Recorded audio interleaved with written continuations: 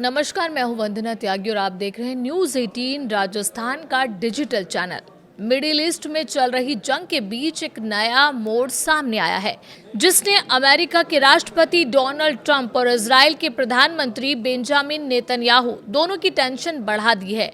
और ये नया मोड़ आया है गाजा से, जहां हमास के आर्म्ड विंग ने एक ऐसा बयान दिया है जिसने पूरे पीस प्रोसेस को हिलाकर रख दिया है। दरअसल हमास के सैन्य संगठन अल कसम ब्रिगेड ने साफ साफ कह दिया है कि वो किसी भी हालात में अपने हथियार नहीं डालेंगे, यानी डिसरमेंट को पूरी तरह खारिज कर दिया है। अब समझिए इतना बड़ा मुद्दा क्यों है।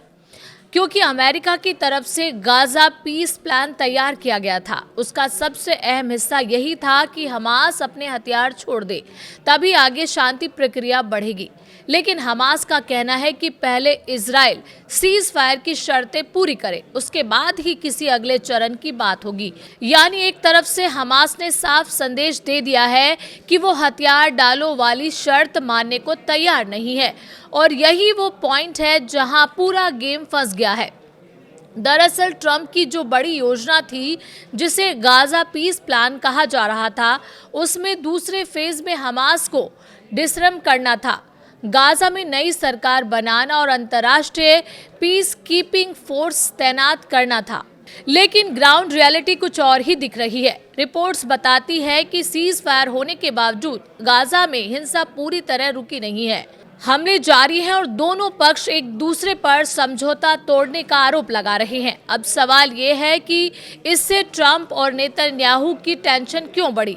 देखिए, ट्रंप की पूरी रणनीति इस बात पर टिकी थी कि हमास हथियार छोड़ेगा तभी वो अपने पीस प्लान को सफल बता सकते हैं। वहीं नेतन्याहू के लिए भी ये राजनीतिक और सैन्य दोनों स्तर पर जरूरी है कि हमास कमजोर हो। लेकिन जब हमास खुलकर कह रहा है कि वो डिसम नहीं होगा, तो दोनों नेताओं की क्रेडिबिलिटी पर सवाल उठने लगे हैं। इतना ही नहीं, हमास लगातार गाजा में अपनी पकड़ भी मजबूत कर रहा है। वो प्रशासनिक नियंत्रण बनाए हुए है, अपने लोगों को सत्ता में बैठा रहा है और ग्राउंड पर इन्फ्लुएंस कायम रखे हुए है। यानी एक तरफ शांति की कोशिश है और दूसरी तरफ जमीन पर ताकत की लड़ाई जारी है। यही वजह है कि मिडिल ईस्ट की ये जंग अब सिर्फ इजराइल वर्सेस हमास नहीं रही, बल्कि इसमें अमेरिका की साख, क्षेत्रीय राजनीति और ग्लोबल डिप्लोमेसी सब दांव पर लगे हैं।